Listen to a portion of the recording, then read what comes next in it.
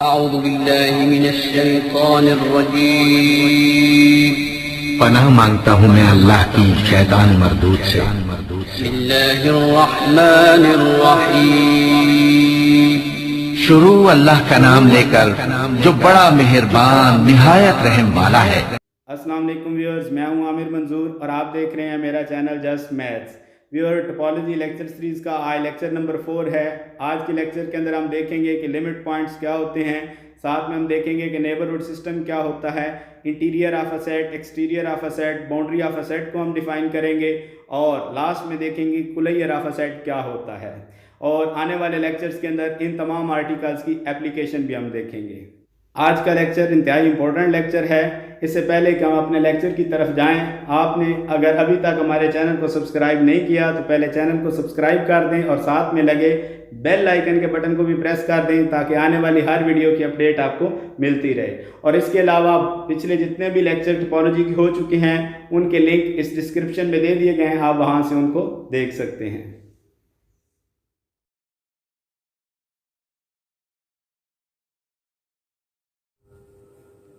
जी, आज का lecture start करते हैं। लिमिट पॉइंट को डिफ़ाइन करने से पहले हम यहाँ पर देखेंगे कि एडहेरेंट पॉइंट क्या होते हैं और फिर एडहेरेंट पॉइंट्स की दो टाइप्स हैं। एक टाइप है लिमिट पॉइंट की और दूसरी है आइसोलेटेड पॉइंट की। तो पहले हम डिफ़ाइन करते हैं कि एडहेरेंट पॉइंट क्या होते हैं। एडहेरेंट पॉइंट को हम कुलैयर पॉइंट भी कहते हैं या इनको कंटेक्ट पॉइंट या टा कंटेक्ट पॉइंट भी कहा जाता है। तो इसको डिफाइन किस तरह से करते हैं, let X star be a topological space and A subset of X, then a point X belonging to the space X is called an adherent point और कुलैयर पॉइंट और a contact point of A if each open set containing the point x contains at least one point of a। हम ये कह रहे हैं यहाँ पर कि अगर आपके पास x स्टार एक टोपोलॉजिकल स्पेस है और a जो है वो x का सबसेट है तो हम स्पेस के किसी पॉइंट को कहेंगे कि वो a का एडहेरेंट पॉइंट है उस वक्त जब हर वो ओपन सेट जिसमें x मौजूद हो उसमें a का एटलीस्ट एक पॉइंट लाजमी मौजूद हो। अब यहाँ पर बात नोट करने वाली ये है कि ए के जितने भी पॉइंट्स हैं वो सारे के सारे एडहेरेंट पॉइंट हैं, इस वजह से कि अगर आप ए के किसी भी पॉइंट को लें, सपोज एक्स जो है वो ए का एक पॉइंट मैं अगर लूँ तो जितने भी ओपन सेट्स जिनमें एक्स मौजूद है उनमें असल में वो जो पॉइंट एक्स है वो ए का ही पॉइंट है। तो ये कंडीशन पूरी हो जाती है। तो इसका मतलब ये हुआ कि ए का हर पॉइंट जो है वो एडहेरेंट पॉइंट है।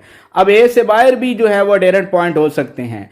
ए से बाहर जो पॉइंट्स हैं वो अगर इस तरह की कंडीशन को सेटिस्फाई कर दें कि अगर उन पॉइंट्स के अलावा कोई और पॉइंट जो है वो कॉमन आ जाए ए और तमाम ओपन सेट जिनमें एक्स मौजूद है तो फिर भी हम एक्स को कहेंगे कि वो एडहेरेंट पॉइंट है। अब यहाँ पर देखना ये है कि जब हम ये कह रहे हैं कि एक्स के अलावा भी अगर उसमें कोई पॉइंट्स हो तो क्या कंडीशन हो सकती है, या एक्स के अलावा कोई पॉइंट ना हो तो फिर क्या कंडीशन हो सकती है। तो इन्हीं को हम डायग्राम से देखते हैं कि रिलेशन क्या बनता है। डायग्राम्स को एक्सप्लेन करने से पहले यहाँ पर सिंपल एक कंडीशन बता देता हूँ कि आपके पास ऐसे एडहेरेंट पॉइंट्स जिनके लिए ये कंडीशन हो कि उन पॉइंट्स के अलावा भी तमाम ओपन सेट्स में अगर ए का पोर्शन शामिल हो तो ऐसे एडहेरेंट पॉइंट्स जो हैं वो लिमिट पॉइंट्स कहलाते हैं। अब ये दो तरह से हो सकते हैं कि या तो आपने जो सेट लिया उससे बाहर ये कंडीशन को सेटिस्फाई करवा रहे हो या आपने पॉइंट सेट के अंदर लिया और वहां इस कंडीशन को सेटिस्फाई करवा रहे हो। तो पहले देखते हैं कि एडहेरेंट पॉइंट्स में लिमिट पॉइंट्स किस तरह के होते हैं जी। अब यहाँ पर देखें, आपके पास मैंने यहाँ पर जो x लिया है वो सेट a से बाहर है, लेकिन जितने भी ओपन सेट्स G1 और G2 यानी मैंने जो लिए हैं इनमें x के अलावा भी a का पोर्शन शामिल है। तो ये आपके पास जो एडहेरेंट पॉइंट है ये इस वक्त लिमिट पॉइंट हो गया। जब भी उस x के अलावा अगर कोई पॉइंट a का शामिल होगा तो ऐसे एडहेरेंट पॉइंट को हम लिमिट पॉइंट कहते हैं। इसी तरह अगर आप यहां पर देखें तो इस सेट a के अंदर जो मैं x ले रहा हूं ये जिन ओपन सेट G1, G2 और G3 में मौजूद है उनमें x के अलावा भी a का पोर्शन शामिल है हर ओपन सेट के अंदर। तो ये जो आपके पास पॉइंट है ये भी लिमिट पॉइंट हो गया। तो शो ये हुआ कि लिमिट पॉइंट जो है वो सेट से बाहर भी हो सकता है और सेट के अंदर भी हो सकता है। लेकिन अब अगर ये देखें कि आपके पास कोई एडहेरेंट पॉइंट इस तरह से हो कि आपने सेट ए के अंदर एक पॉइंट लिया है, सपोज ये करते हैं कि इस सेट के टोटल मेंबर्स 5 हैं, इनमें से जो हमने यहाँ पर पॉइंट लिया है जिसको हमने ब्लैक शेड दिया है इसको मैं एक्स का नाम दे देता हूं। अब जरा गौर करें कि G1, G2 और G3 तीन ओपन सेट हैं। हर ओपन सेट के अंदर ए का एक पॉइंट मौजूद है कम अज कम, तो इसका मतलब है कि ये एडेरेंट पॉइंट तो है। लेकिन अगर आप गौर करें तो G2 एक ऐसा ओपन सेट है जिसके अंदर आपके पास इस x के अलावा a का कोई पॉइंट शामिल नहीं है, तो इसका मतलब है कि ये एडेरेंट पॉइंट तो है लेकिन ये लिमिट पॉइंट नहीं है, क्योंकि लिमिट पॉइंट की कंडीशन हमने जो यहां पर देखी है वो इस तरह से कहा है कि आपने जिस पॉइंट को मेंशन किया उसके अलावा हर ओपन सेट के अंदर a का कोई पोर्शन मौजूद होना चाहिए। तो यहां इस केस में हमें यह पता चल रहा है कि G2 में x के अलावा a का कोई भी पॉइंट शामिल नहीं है। तो इसका मतलब है कि ये एक ओपन सेट ऐसा मिल गया जो लिमिट पॉइंट की कंडीशन को सेटिस्फाई नहीं करता, तो ये आपके पास पॉइंट जो है फिर ये लिमिट पॉइंट नहीं होगा। अब a के अंदर जो पॉइंट्स हैं वो दो तरह के होंगे। आपने जब भी a से पॉइंट लिया है हमने ये कहा है कि a का हर पॉइंट एडेरेंट पॉइंट होता है। अब a का अगर पॉइंट लिमिट पॉइंट की कंडीशन को सेटिस्फाई कर गया फिर तो वो a का लिमिट पॉइंट बन गया, लेकिन a का अगर कोई पॉइंट लिमिट पॉइंट की कंडीशन को सेटिस्फाई नहीं करता तो फिर s से एडेरेंट पॉइंट को हम कहते हैं कि वो आइसोलेटेड पॉइंट है। तो यहां पर ये जो पॉइंट है ये आपके पास आइसोलेटेड पॉइंट है जी। इससे पहले हम डायग्राम के अंदर तो देख चुके हैं कि किस तरह के पॉइंट्स जो हैं वो लिमिट पॉइंट्स होते हैं। अब हम प्रॉपरली डिफाइन करते हैं कि स्पेस के जो पॉइंट्स किसी सबसेट ए के लिए कब लिमिट पॉइंट होंगे और उनको मैथमेटिकली किस तरह से हम चेक कर सकते हैं जी। लिमिट पॉइंट का दूसरा नाम क्लस्टर पॉइंट भी है जिसको हम पॉइंट ऑफ एक्यूमुलेशन भी कहते हैं जी। तो इसको डिफाइन करते हैं जी। The point x belongs to the topological space x is called a limit point or cluster point or point of accumulation of set A which is subset of the space x if each open set G containing the point x contains at least one point of A other than the point x। तो मतलब क्या बना कि अगर आपके पास x topology का space है और a जो है वो x का सबसेट है, तो फिर हम स्पेस के किसी पॉइंट को a का लिमिट पॉइंट कब कहेंगे कि उस वक्त कहेंगे जब वो तमाम ओपन सेट जिनमें x मौजूद है उनमें x के अलावा भी अगर a का कम से कम एक पॉइंट आ जाए तो फिर हम कहेंगे कि x जो है वो a का लिमिट पॉइंट है। और अगर एक भी ऐसा ओपन सेट मिल गया जिसमें x के अलावा a का कोई पॉइंट कॉमन ना हुआ तो फिर हम कहेंगे कि x a का लिमिट पॉइंट नहीं है। तो इसको मैथमेटिकली इस तरह से लिख सकते हैं जी, a intersection g difference singleton x is not equal to 5। मतलब यही कह रहे हैं कि वो तमाम ओपन सेट जिनमें x मौजूद है उनमें से x को अगर निकाल दें तो बाकी आप उसकी a के साथ इंटरसेक्शन लें तो ये इंटरसेक्शन नॉन एम्प्टी होनी चाहिए। अगर तमाम ओपन सेट इस कंडीशन को सेटिस्फाई कर देंगे जिनमें x मौजूद है तो फिर हम कहेंगे कि ये x जो है वो a का लिमिट पॉइंट है। लेकिन अगर एक भी ओपन सेट मिल गया जो इस कंडीशन को सेटिस्फाई ना करने का मतलब क्या है कि अगर एक भी ओपन सेट ऐसा मिल गया कि जिसमें से आप x को निकाल के देखें उसकी a के साथ इंटरसेक्शन नॉन एम्प्टी आने की बजाय एम्प्टी आ जाए तो फिर हम कहेंगे कि ये x जो है वो a का लिमिट पॉइंट नहीं है। The set of all limit points of a set A is called its derived set. It is denoted by AD or A prime or D of A। यहाँ पर जो तीन नोटेशन दी गई हैं इनमें से ज़्यादा हम यही नोटेशन यूज़ करेंगे। ए के सुपरस्क्रिप्ट में आप डी लिखेंगे तो ये जो आपके पास नोटेशन है जी ये डिराइव सेट को रिप्रेजेंट करेगी। यहाँ लिखा क्या है हमने, मतलब इसका क्या है जी कि अगर आपके पास ए एक सेट है आप उसके तमाम लिमिट पॉइंट्स निकाल लें, वो जो लिमिट पॉइंट का सेट होगा उसको हम कहेंगे कि वो ए का डिराइव्ड सेट है और उसको हम इस तरह की नोटेशन से रिप्रेजेंट करेंगे। नेक्स्ट देखते हैं जी कि आइसोलेटेड पॉइंट्स जो हैं उनको हमने किस तरह से मेंशन किया है। यानी आइसोलेटेड पॉइंट्स हुए क्या। The adherent point of A is called N isolated point of A if it is not a limit point. यानी सिंपल आइसोलेटेड पॉइंट जो है उसके लिए ज़रूरी है कि वो पहले ए से बिलोंग करे और फिर नेक्स्ट वो लिमिट पॉइंट ना हो। तो किसी भी सबसेट का कोई पॉइंट अगर उसका लिमिट पॉइंट नहीं है तो उसको हम सिंपली कह देंगे कि वो उसका आइसोलेटेड पॉइंट है। इसी को इस तरह से लिख सकते हैं, x belongs to adherent of A but x is not member of a derived set of A, then x is an isolated point of A. If every point of A is an isolated point of A, then A is known as isolated set।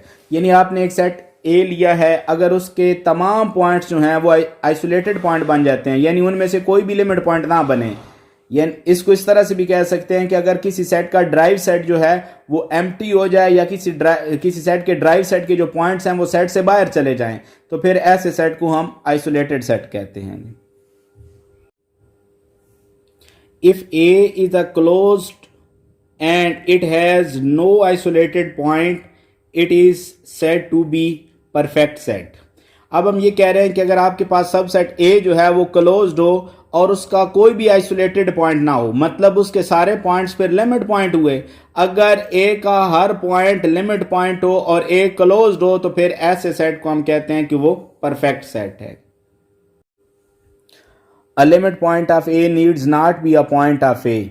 ये बात हम पहले भी explain कर चुके हैं कि limit point के लिए ज़रूरी नहीं है कि वो सबसेट का ही मेंबर हो, उससे बाहर भी हो सकता है। जैसा कि डायग्राम के अंदर देखें, यहाँ पर जो हमने एक्स लिया है वो इस सबसेट ए से बाहर है, और अगर हम ये कहें कि दो ही ऐसे ओपन सबसेट्स हैं G1 और G2 जिनमें एक्स मौजूद है, तो इन दोनों ओपन सेट्स में इस एक्स के अलावा भी ए का पोर्शन मौजूद है। इस वजह से ये एक्स जो है वो ए का लिमिट पॉइंट बन गया, लेकिन ये वो लिमिट पॉइंट है जो ए से बाहर है। तो ये बात यहाँ से पता चल गई कि लिमिट पॉइंट के लिए ज़रूरी नहीं है कि वो हमेशा सबसेट का मेंबर हो, वो उससे बाहर भी हो सकता है। नेक्स्ट है जी, an isolated point of A is essentially a point of A. Isolated point के लिए भी हम ये कह चुके हैं कि वो हमेशा ए का ही मेंबर होता है, लेकिन ऐसा मेंबर होता है जो लिमिट पॉइंट नहीं होता। तो ए का कोई मेंबर अगर लिमिट पॉइंट नहीं होगा तो फिर वो आइसोलेटेड पॉइंट कहलाएगा। नेक्स्ट हम एक एग्जांपल सॉल्व करते हैं जी। इस एग्जांपल से हम किसी सबसेट के लिमिट पॉइंट्स निकालते हैं जी। एक्स मैं ले रहा हूं ए बी सी डी ई और सबसेट ए ले रहा हूं ए बी सी। इसके ऊपर डिफाइंड टोपोलॉजी ये ली है जी, phi X singleton A set C D and set containing elements A C D and the set containing elements B C D E. ये जो हमारे पास कलेक्शन है ये टोपोलॉजी फॉर्म करती है। अब इस टोपोलॉजी के रिस्पेक्ट से हम देखते हैं कि इस ए के आपके पास लिमिट पॉइंट्स कौन कौन से होंगे। लिमिट्स पॉइंट्स के लिए चूंकि पॉइंट्स आप स्पेस से लेते हैं और उन पर आप लिमिट पॉइंट की कंडीशन को चेक करते हैं, तो हम स्पेस के पॉइंट्स को 1 बाय 1 चेक करेंगे। पहला पॉइंट है जी स्पेस का ए, तो ए के लिए चेक करेंगे for A belongs to X. Limit point की कंडीशन क्या थी, वो तमाम ओपन सेट्स जिनमें वो पॉइंट मौजूद हो उन सब के लिए लिमिट पॉइंट का जो फार्मूला है उसको सेटिस्फाई होना चाहिए। तो सबसे पहले तो हम देखते हैं कि वो कौन कौन से ओपन सेट्स हैं जिनमें ए मौजूद है, और ओपन सेट्स हमेशा टोपोलॉजी के मेंबर होते हैं। तो देखें कौन से टोपोलॉजी के मेंबर्स हैं जिनमें ए मौजूद है। The open sets containing small A R, ये मौजूद है जी सिंगलटन ए में, सेट ए सी डी में और सेट एक्स के अंदर। तो वही नीचे लिख दिया कि ये ओपन सेट्स हैं जिनमें ये पॉइंट ए मौजूद है। अब 1 बाय 1 चेक करते हैं जी। पहले इस सिंगलटन ए को देखते हैं जी। तो फार्मूला ये था A intersection G difference singleton P. A की जगह सेट ए बी सी आ गया। पहला सेट जी जो है वो हम ले रहे हैं सिंगलटन ए, तो सिंगलटन ए में से पॉइंट पी की जगह हम ए रखेंगे। तो इस सिंगलटन ए में से सिंगलटन ए को निकालें तो आपके पास फाई आ जाएगा। इसकी इंटरसेक्शन फाई के साथ लें तो फाई आ जाएगा। यानी एक ओपन सेट ऐसा मिल गया जो लिमिट पॉइंट की कंडीशन को सेटिस्फाई नहीं कर रहा। जब एक भी ओपन सेट मिल जाएगा जो लिमिट पॉइंट की कंडीशन को सेटिस्फाई नहीं करेगा तो फिर बाकी ओपन सेट्स को चेक करने की जरूरत नहीं होगी, आप वहीं पर कह देंगे कि वो पॉइंट लिमिट पॉइंट नहीं है। तो इससे यह पता चला A is not limit point of A. Next अब स्पेस का दूसरा पॉइंट देखेंगे जी, जो कि बी है। बी को देखें कि कितने ओपन सेट्स में ये मौजूद है। तो टोपोलॉजी के अंदर जाएं तो देखें दो ही ऐसे ओपन सेट्स हैं जिनमें बी मौजूद है। अब 1 बाय 1 इन पर लिमिट पॉइंट की कंडीशन को चेक करते हैं। तो अब ये समझे हमारे पास जो पॉइंट है सेट है ये जी है। पहले इसको चेक करने जा रहा हूं। तो फार्मूले के मुताबिक A intersection G difference P, A की वैल्यू लिखी, जी की वैल्यू लिखी और पॉइंट यहाँ पर बी है वो यहाँ इसमें से माइनस करेंगे। तो आपके पास ये आ जाएगा सेट ए बी सी। इसमें से बी को निकालें तो ये आ जाएगा सी डी ई। इन दोनों की इंटरसेक्शन लें तो आपके पास सिंगलटन सी आ जाएगा which is not equal to 5। इसका मतलब है इस ओपन सेट के लिए कंडीशन सेटिस्फाई हो चुकी है। अब हम नेक्स्ट इस ओपन सेट के लिए कंडीशन देखेंगे। तो दोबारा उसी तरह फार्मूले में ए इंटरसेक्शन जी की जगह अब ओपन सेट एक्स है, पॉइंट जो है वो बी है। तो फार्मूले में वैल्यूज पुट करें। ए इंटरसेक्शन एक्स में से बी को निकालना है आपने जी। ए की वैल्यू लिख दी और x में से b को निकाल दें तो बाकी आ जाएगा आपके पास a c d e, इनकी इंटरसेक्शन लें तो आपके पास आ जाएगा a c which is not equal to 5। इससे यह पता चला दो ही ओपन सेट्स थे जिनमें b मौजूद है और दोनों लिमिट पॉइंट की कंडीशन को सेटिस्फाई कर रहे हैं, तो फिर b जो है वो a का लिमिट पॉइंट बन जाएगा। नेक्स्ट x का पॉइंट है जी c, जिसको चेक करेंगे कि क्या ये a का लिमिट पॉइंट है या नहीं। तो सबसे पहले टोपोलॉजी के अंदर जाके देखेंगे कि कौन से ओपन सेट्स हैं जिनमें c मौजूद है। तो टोपोलॉजी के ये मेंबर हैं जिनमें c मौजूद है जी। तो 1 बाय 1 चेक करेंगे कि क्या ये सारे ओपन सेट लिमिट पॉइंट की कंडीशन को सेटिस्फाई करते हैं। तो पहला ओपन सेट है जी सी डी। अब कंडीशन के मुताबिक a इंटरसेक्शन ओपन सेट, ये पहला ओपन सेट रखा, इसमें से पॉइंट c को चेक कर रहे हैं तो माइनस करेंगे। अब ये वैल्यू बन गई a की वैल्यू आने के बाद a b c इंटरसेक्शन, इस सेट में से c को निकाल दें तो सिंगलटन d आ गया। दोनों डिसजॉइंट सेट्स हैं तो इनकी इंटरसेक्शन एम्प्टी आ जाएगी, यानी एक ओपन सेट ऐसा मिल गया जो लिमिट पॉइंट की कंडीशन को सेटिस्फाई नहीं कर रहा। इस वजह से ये पॉइंट c जो है वो a का लिमिट पॉइंट नहीं होगा। नेक्स्ट बेस का पॉइंट है जी d, जिसको चेक करेंगे कि क्या ये a का लिमिट पॉइंट है या नहीं। तो टोपोलॉजी के वो मेंबर जिनमें d मौजूद है वो हैं जी आपके पास ये ओपन सेट। 1 बाय 1 इनको चेक करते हैं। पहले इसको देखें सी डी को, a intersection C D difference d, इसमें से d को निकाल दें तो सिंगलटन c आ जाएगा। यहाँ पे a की वैल्यू लिख दी, इन दोनों की इंटरसेक्शन सिंगलटन c आ गई which is not equal to 5, यानी ये जो आपके पास ओपन सेट है ये लिमिट पॉइंट की कंडीशन को सेटिस्फाई कर रहा है। अब नेक्स्ट इसको चेक करेंगे। इसी तरह a intersection open set difference singleton d, इसमें से d को निकालें तो ये सेट आ जाएगा a c, a की वैल्यू लिखें a b c, इनकी इंटरसेक्शन आपके पास a c आ गई which is not equal to 5। तो ये ओपन सेट भी कंडीशन को सेटिस्फाई कर गया। अब इसको देखेंगे, इसी तरह फार्मूले के अंदर वैल्यू पुट करें, a की वैल्यू लिखें, इस सेट में से d को माइनस करें तो ये आ गया बी सी ई, और इन दोनों की इंटरसेक्शन बी सी आ जाएगी which is not equal to 5। तो तीसरा ओपन सेट भी लिमिट पॉइंट की कंडीशन को सेटिस्फाई कर गया। अब आखिरी जो ओपन सेट जिसमें d मौजूद है वो x है, उसके लिए कंडीशन को चेक करें, a intersection x difference singleton d। तो a की वैल्यू लिखें, x की वैल्यू में से d को निकाल दें तो बाकी बच जाएगा a b c e, इन दोनों की इंटरसेक्शन a b c आ गई which is not equal to 5। तो वो तमाम ओपन सेट जिनमें d मौजूद था वो लिमिट पॉइंट की कंडीशन को सेटिस्फाई कर गए। इस वजह से d जो है वो a का लिमिट पॉइंट बन जाएगा जी। अब x के आखिरी मेंबर जो कि e है, इसको चेक करते हैं जी। तो टोपोलॉजी के वो मेंबर जिनमें e मौजूद है, यानी वो ओपन सेट जिनमें e मौजूद है वो हैं जी b c d e और x। अब यहाँ पर पहले open set b c d e को चेक करते हैं जी। तो कंडीशन के मुताबिक a intersection open set difference the point singleton e। अब इसको आप देखें, यहाँ पर इसमें से अगर आप e को निकाल दें तो बाकी बच जाएगा आपके पास b c d e, और साथ में a की वैल्यू लिख दी, इन दोनों की इंटरसेक्शन आपके पास b c आ जाएगी which is not equal to 5। तो पहला ओपन सेट जो है वो लिमिट पॉइंट की कंडीशन को सेटिस्फाई कर रहा है। अब दूसरे ओपन सेट की तरफ जाएंगे जो कि x है। तो a intersection x difference singleton e, x में से e को निकाल दें तो बाकी बच जाएगा आपके पास a b c d, और साथ में a की वैल्यू लिखें, दोनों की इंटरसेक्शन लें तो आपके पास आ जाएगा a b c which is not equal to 5।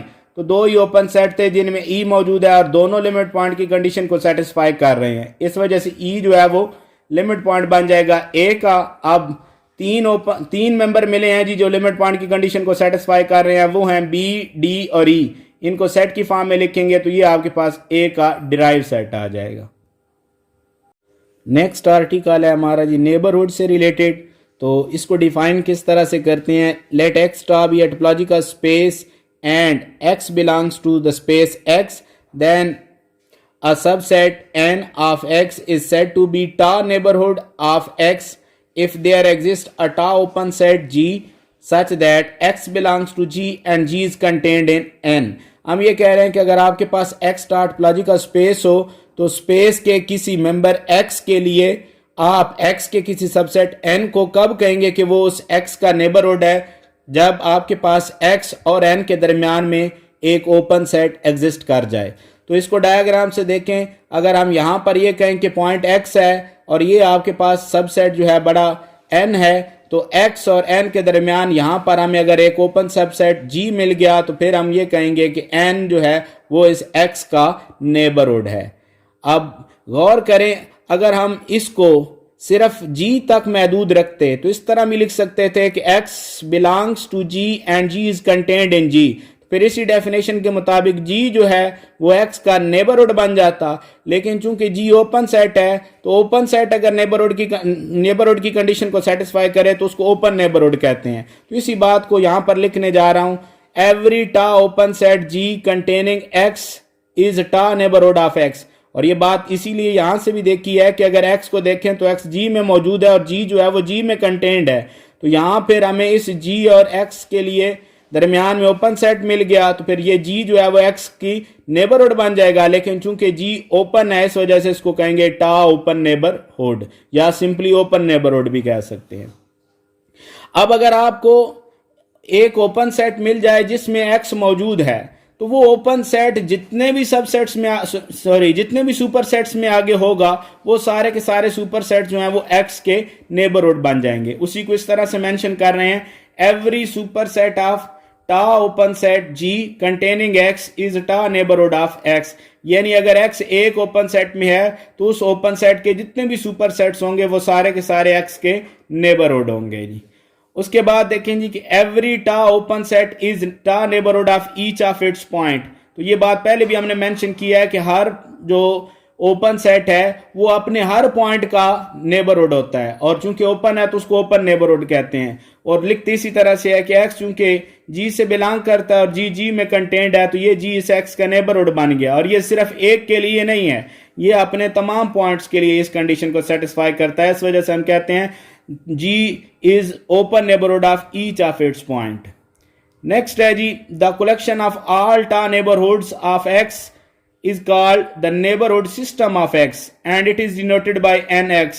आप अगर किसी एक पॉइंट के तमाम नेबरहुड्स निकाल लें और उनको आप सेट की फॉर्म में लिखते हैं तो उस सेट को आप कहेंगे neighbourhood system of that point, और इसको डिनोट आप इस सिंबल से करेंगे। अगर x के निकाल रहे हैं तो nx कहेंगे इसको। If g is टा open neighborhood of x then the set g different singleton x is called the deleted neighborhood of the point x। कि अगर आपको पॉइंट x के लिए कोई ओपन नेबरहुड मिल जाती है, यानी कोई ओपन सेट ऐसा मिल जाता है जो जिसके अंदर x मौजूद है, तो फिर आप g को कहेंगे कि ये उस पॉइंट x की टा ओपन नेबरहुड है, और जो सेट इस पॉइंट x के अलावा बाकी बचेगा उसको हम कहेंगे कि वो डिलीटेड नेबरहुड है इस पॉइंट x की। नेक्स्ट देखते हैं जी कि किसी भी पॉइंट का नेबरहुड सिस्टम फाइंड करने का वर्किंग रूल क्या है। Let x a be at topological space and x belongs to the space x, then every टा open set containing point x and every superset of टा open set will be टा neighborhood of the point x। यानी अगर आपके पास कोई point x है तो आप सबसे पहले देखें कि कितने ओपन सेट्स हैं जिनमें ये पॉइंट मौजूद है। वो तमाम ओपन सेट्स इस x की नेबरहुड फाइंड करेंगे, और सिर्फ वो तमाम ओपन सेट ही नहीं, उन तमाम ओपन सेट्स के जितने भी सुपर सेट्स होंगे वो भी सारे के सारे इस x की नेबरहुड होंगे। The collection of all टा neighborhoods of x will then give the neighborhood system of x। आप उन तमाम नेबरहुड्स को क्लास की फॉर्म में, सेट की फॉर्म में लिख लें तो वो जो आपके पास नई कलेक्शन बनेगी उसको हम कहेंगे नेबरहुड सिस्टम ऑफ x। तो इस तरह से आप किसी भी पॉइंट के नेबरहुड सिस्टम को फाइंड कर सकते हैं। एक एग्जांपल देखते हैं कि कैसे आप किसी पॉइंट के नेबरहुड फाइंड करते हैं जी। यहां पर मैं x ले रहा हूं ABCD और मैं पॉइंट ए का नेबरहुड सिस्टम यहां पर चेक करने जा रहा हूं कि क्या होगा। तो इसके लिए एक टोपोलॉजी यहां पर ले रहा हूं। ये हमारे पास जो कलेक्शन है ये टोपोलॉजी फॉर्म करती है। मैंने यहां पर x के तमाम सबसेट्स भी लिख लिए हैं ताकि सुपर सेट्स निकालना आसान हो जाएं जी। तो अब यहां पर देखें, सबसे पहले तो हमने चूंकि नेबरहुड सिस्टम निकालना है पॉइंट ए का, तो वो तमाम ओपन सेट्स लिख लेते हैं जिनमें ये पॉइंट ए मौजूद है। The open sets containing the point A R. Open sets कौन कौन से हैं जी जिनमें ए मौजूद है? टोपोलॉजी से देखें तो वो है singleton A, set A B, set A B C, set A B D and the set X. ये आपके पास चार ओपन सेट्स हैं जिनमें पॉइंट ए मौजूद है। तो आप वन बाई वन इनके सुपर सेट्स निकाल लें तो वो आपके पास सारे के सारे जो हैं वो नेबरहुड बन जाएंगे जी। सबसे पहले मैं इस ओपन सेट को देख रहा हूं जी। ए जो है वो सिंगलटन ए में मौजूद है और ये सिंगलटन ए देखें फर्दर पावर सेट में किस किस में कंटेंड है, तो ये सिंगलटन ए में भी कंटेंड है, ये सेट ए बी में भी कंटेंड है, ये सेट ए सी में भी कंटेंड है जी। इसी तरह ए जो है वो सिंगलटन ए में है और सिंगलटन ए डी में भी कंटेंड है, ए बी सी में भी कंटेंड है, ए बी डी में भी कंटेंड है, ए सी डी में भी कंटेंड है और सिंगलटन ए जो है वो एक्स में भी कंटेंट है। तो ये आपके पास जितने भी सुपर सेट्स आए हैं सारे के सारे सुपर सेट्स इस पॉइंट ए के नेबरहुड्स बन गए। अब आगे इसके बाद जितने भी ओपन सेट्स हैं उन सब ओपन सेट्स में सिंगलटन ए मौजूद है, तो उन तमाम ओपन सेट्स के जो सुपर सेट्स होने हैं वो सिंगलटन ए के भी सुपर सेट्स हैं जो कि यहाँ पर मेंशन हो चुके हैं। इसका मतलब है कि बाकी जो ओपन सेट्स हैं उनसे कोई डिफरेंट नेबरहुड नहीं आता, वो सारे नेबरहुड पहले डिस्कस हो चुके हैं तो उनको फिर डिस्कस करने की जरूरत नहीं है। As the other open sets containing X are supersets of the open set singleton A, so they give no different neighborhood। तो आप जितने नेबरहुड्स आए हैं उनको सेट की फॉर्म में लिख दें तो ये आपके पास नेबरहुड सिस्टम आ गया है जी ए का। नेक्स्ट आर्टिकल है जी interior point. Let X stop a topological space and A subset of X, then a point P belongs to A। यहाँ पर बात नोट करने वाली ये है कि जब हम लिमिट पॉइंट की बात कर रहे थे तो हमने कहा था point x belongs to the space x, जबकि इंटीरियर पॉइंट को फाइंड करते हुए हम कहते हैं कि पॉइंट जो है वो उसी सेट का मेंबर होना चाहिए। Then the point p belongs to a is called an interior point of a if there exists an open set G such that p belongs to G and G is contained in A। हम ये कह रहे हैं कि अगर point और set के दरमियान ओपन सेट मिल जाए तो फिर पॉइंट जो है वो इस सेट का आपके पास इंटीरियर पॉइंट बन जाएगा। और अगर रिवर्स में देखें यहां इस पॉइंट और सेट के दरमियान चूंकि ओपन सेट मिल रहा है तो पॉइंट इंटीरियर पॉइंट है, और अगर यहां पर देखें तो ये जो ए है ये इस पी का नेबरहुड है। तो इसी को डायग्राम में यहां मेंशन किया है कि अगर आपके पास एक सेट ए है जिसका पॉइंट आपने एक्स लिया है तो इस पॉइंट एक्स और ए के दरमियान में अगर ओपन सेट मिल गया तो फिर आपके पास ये जो पॉइंट एक्स है ये इंटीरियर पॉइंट बन जाएगा इस सेट ए का। The set of all interior points of A is called interior of A and is denoted by int of A or interior of A। ये interior of A को represent करने की दो notation हैं जी, ज़्यादा हम यही इसी नोटेशन को यूज़ करेंगे जी कि अगर आपको किसी सेट के तमाम इंटीरियर पॉइंट्स मिल गए हैं तो उनको सेट की फॉर्म में लिख दें तो उसको आप इस नोटेशन से रिप्रेजेंट करेंगे इंटीरियर ऑफ A से। Every point P of an open set G is interior point of G, कि अगर आपके पास जी एक ओपन सेट है तो उसका हर पॉइंट इंटीरियर पॉइंट होता है। क्यों होता है कि अगर आप इसको देखें तो हम इस तरह से लिख सकते हैं P belongs to G and G is contained in G. तो यहाँ पॉइंट P और इस सेट G के दरमियान ओपन सेट हमेशा मौजूद रहता है, तो इस वजह से हम ये कह सकते हैं कि G जो है उसके लिए जो हर पॉइंट P है वो इंटीरियर पॉइंट होगा। जैसे हमने कहा था कि ओपन सेट अपने हर पॉइंट का नेबरहुड होता है, इसी तरह किसी भी ओपन सेट का हर पॉइंट जो होता है वो उसका इंटीरियर पॉइंट होता है। अब देखें कि इस केस में होता क्या है कि सेट ओपन हो तो उसके तमाम पॉइंट्स जो हैं वो इंटीरियर पॉइंट बन जाते हैं, यानी इंटीरियर पॉइंट्स का जो सेट है वो उस ओपन सेट की इक्वल हो जाता है इस केस के लिए। नेक्स्ट है जी a point P is interior point of A if A is neighbourhood of P। तो ये नेबरहुड की जो डेफिनेशन है उसी को रिवर्स से कह रहे हैं कि नेबरहुड कब होगा, जब सेट और पॉइंट के दरमियान ओपन सेट आएगा। तो ये अगर नेबरहुड है पॉइंट P का तो P को हम क्या कहेंगे कि ये इस A का इंटीरियर पॉइंट है। नेक्स्ट है जी as interior point of A is always member of the set A therefore interior of A is contained in A। जैसा कि हम पॉइंट इंटीरियर पॉइंट को चेक करते हुए लेते ही A में से हैं, तो A का जो पॉइंट इंटीरियर पॉइंट बन जाए उसने तभी A के अंदर ही रहना है, इस वजह से जो इंटीरियर का सेट बनता है वो A के अंदर ही कंटेन करता है जी। अब देखते हैं कि वर्किंग रूल क्या है किसी भी सेट के इंटीरियर पॉइंट्स को फाइंड करने का। Let X stop a topological space and A subset of X, then in order to find out the interior points of A we examine every point of A taking one by one। Suppose X is any point of A, this point will be an interior point of A if there exists even a single open set G containing X such that X belongs to G and G is contained in A। If no such open set is available we will say that X is not an interior point of the set A। the set of all interior points of A will then give the interior of A. यहां पर हम ये कह रहे हैं कि अगर हमें किसी सेट के इंटीरियर पॉइंट्स को फाइंड करना है तो हम उस सेट के तमाम पॉइंट्स को वन बाय वन चेक करेंगे और इस तरह से देखेंगे कि उन पॉइंट्स और सेट के दरमियान अगर ओपन सेट सिंगल कम से कम एक ओपन सेट मिलना चाहिए। अगर एक ओपन सेट मिल जाए पॉइंट और सेट के दरमियान तो फिर वो पॉइंट आपके पास इंटीरियर पॉइंट बन जाएगा। लेकिन अगर आपने ए का कोई पॉइंट एक्स लिया है तो एक्स और ए के दरमियान अगर कोई भी ओपन सेट ना मिला जो कि ए में कंटेंट हो और जिससे एक्स बिलोंग करता हो तो फिर हम कहेंगे कि वो एक्स जो है वो ए का इंटीरियर पॉइंट नहीं होगा। तो अगर आप इस तरह से तमाम इंटीरियर पॉइंट्स निकाल लें और उनको कंबाइंड कर दें तो आपके पास ये ए का इंटीरियर बन जाएगा। नेक्स्ट देखते हैं कि एक्सटीरियर ऑफ अ सेट क्या होता है। Let X star B a topological space and A subset of X, then the interior point of A complement is known as the exterior point of A, and the set of all interior points of A complement is called the exterior of A and is denoted by exterior of A. इसको ext of A लिखेंगे जिसको पढ़ेंगे हम exterior of A। और असल में इसका formula क्या बनता है, so that exterior of A is equal to interior of A complement।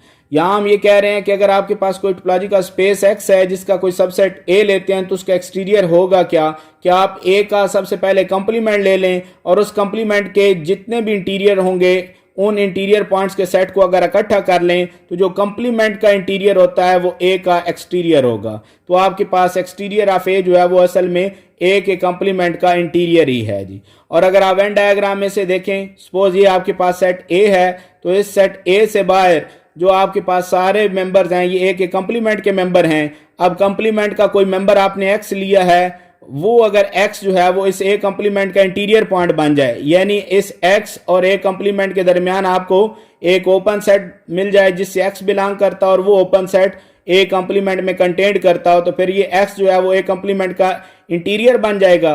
जो एक्स ए कंप्लीमेंट का इंटीरियर होगा वो इस ए का एक्सटीरियर पॉइंट कहलाएगा। इस तरह से जितने भी आपके पास जहां ए कंप्लीमेंट के इंटीरियर पॉइंट्स आते हैं उनको इकट्ठा कर लें तो वो सारे के सारे ए के एक्सटीरियर पॉइंट्स होंगे और उन पॉइंट्स का जो सेट होगा वो ए का एक्सटीरियर कहलाएगा। नेक्स्ट देखते हैं जी बाउंड्री ऑफ अ सेट क्या होता है। Let X star B a topological space and let A B subset of X, then the set of all points of x which are neither interior nor exterior points of A is called boundary of A, denoted as B of A, mean boundary of A। हम कह रहे हैं कि अगर आपके पास कोई x topological space है और A जो है वो x का सबसेट है तो ए के बाउंड्री में कौन से पॉइंट्स होंगे जो ना इंटीरियर में आए और ना एक्सटीरियर में आए। तो इसका मतलब है कि आप इंटीरियर और एक्सटीरियर की यूनियन लें और उसका कंप्लीमेंट ले लें तो वो आपके पास बाउंड्री बन जाएगी उस सेट की। तो ये आपके पास इस तरह से बाउंड्री ऑफ सेट डिफाइन होती है। नेक्स्ट एक एग्जांपल देखते हैं जी। इसमें एक्स ले रहे हैं हम ए बी सी डी और इसके ऊपर डिफाइंड टोपोलॉजी है phi X singleton A set A B and set A B D.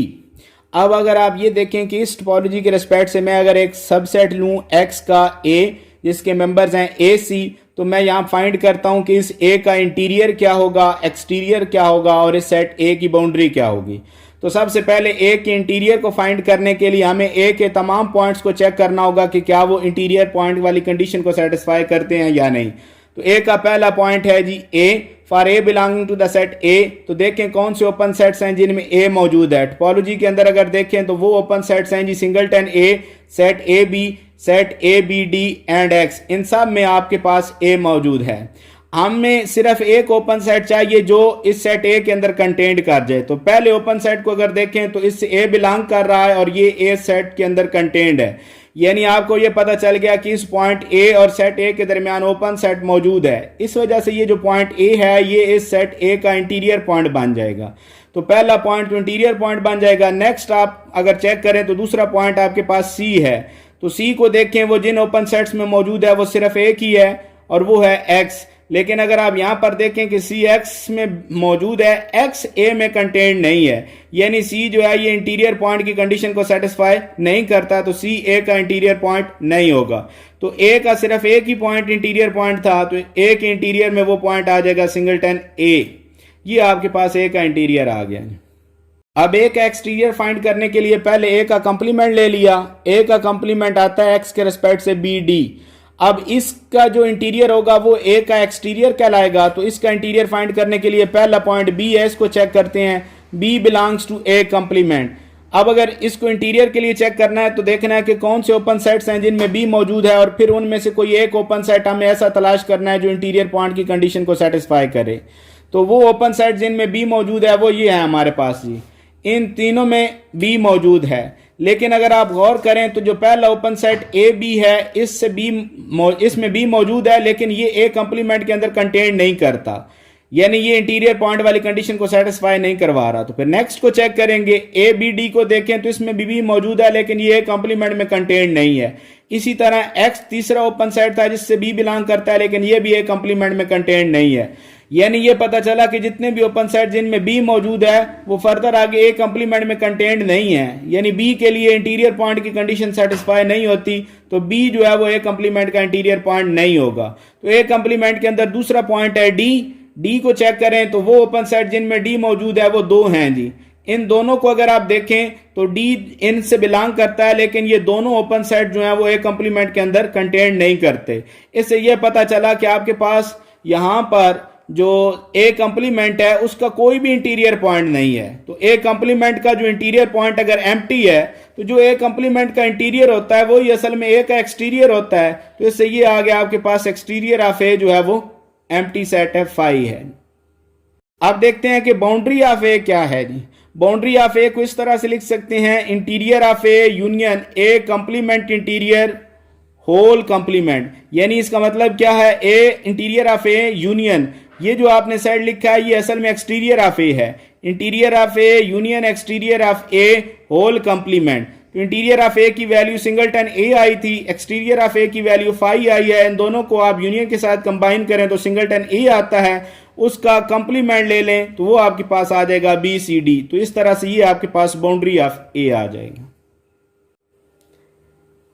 Next देखते हैं जी कि कुलैयर ऑफ अ सेट से क्या मुराद है। Let X star B at topological space and A is subset of X, then closure of A is denoted by A bar, इसको पढ़ेंगे कुलैयर of A is the intersection of all closed supersets of A, कि अगर आपके पास कोई subset A है topological space के अंदर तो उसका कुलैयर कैसे डिफाइंड होगा।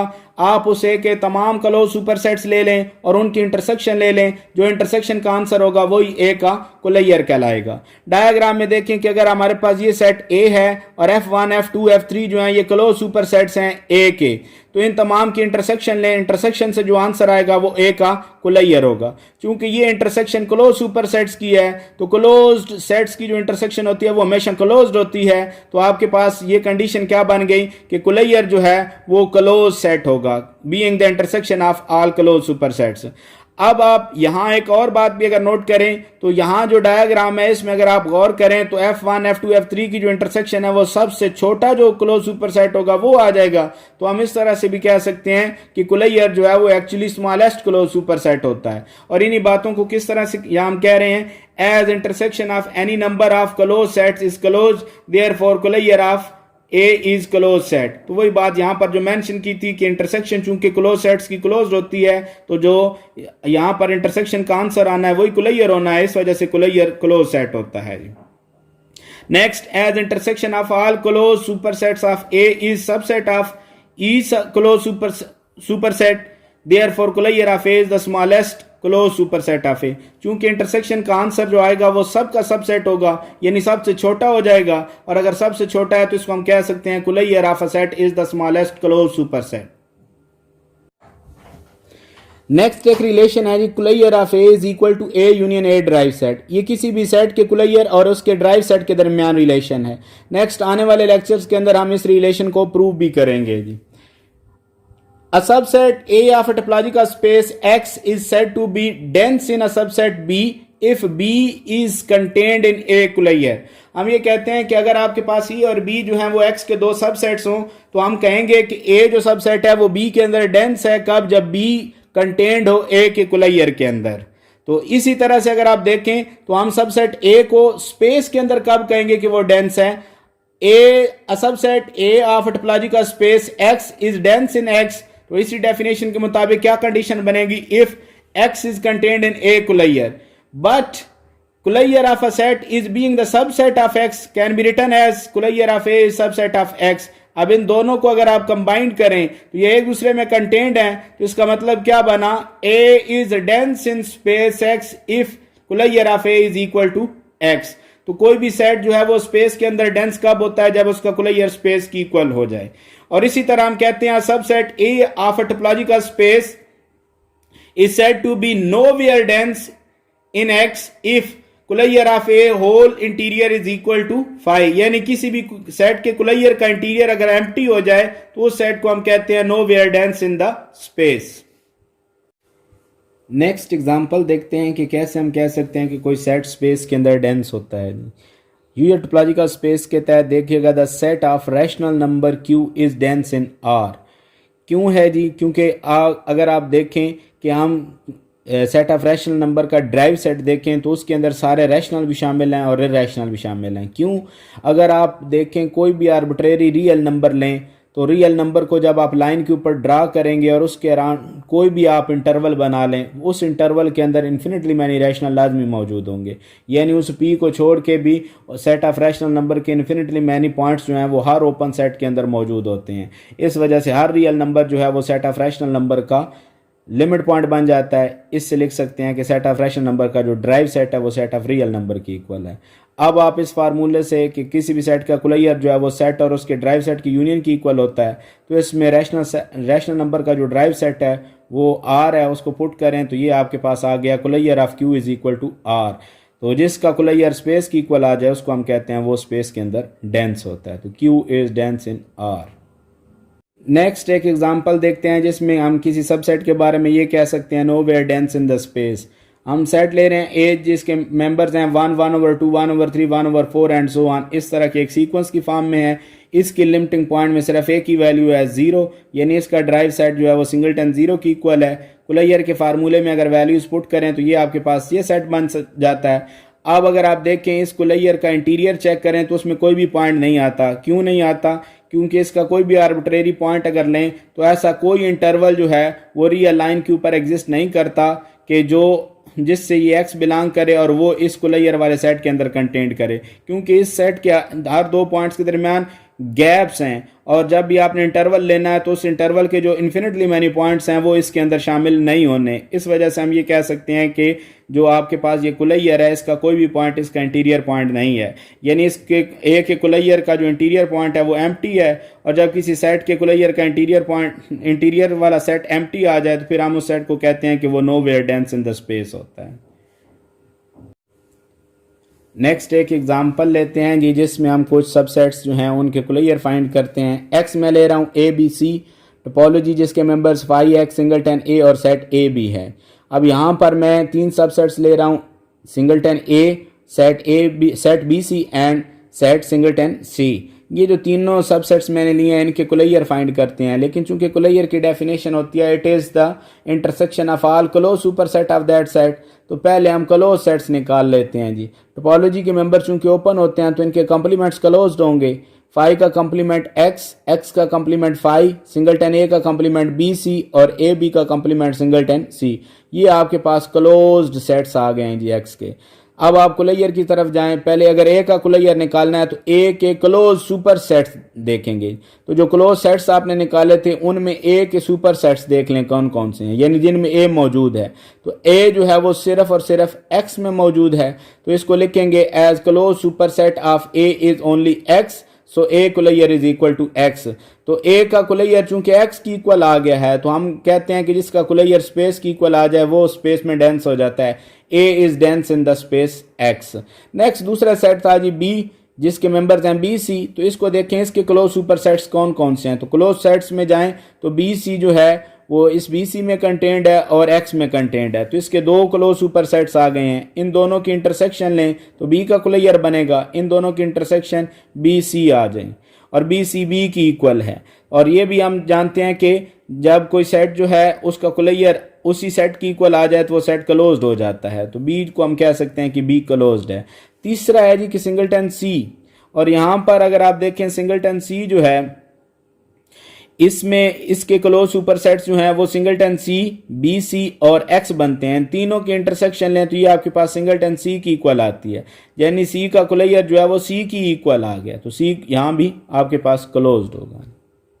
हाँ जी व्यूअर्स, आज की वीडियो आपको कैसी लगी अपने फीडबैक से ज़रूर आगाह करें, कमेंट बॉक्स में अपना फीडबैक ज़रूर दें। और आने वाले जो अब लेक्चर्स हैं इनके अंदर अब हम 1 बाय 1 इन आर्टिकल्स की एप्लीकेशन करेंगे। नेक्स्ट लेक्चर के अंदर हम देखेंगे कि लिमिट पॉइंट या डिराइव्ड सेट जो है इसकी एप्लीकेशन क्या है। तो जुड़े रहिए इस चैनल के साथ, इंशाल्लाह आने वाले लेक्चर आपके लिए बहुत ज़्यादा मुफीद साबित होंगे। अल्लाह हाफ़िज़।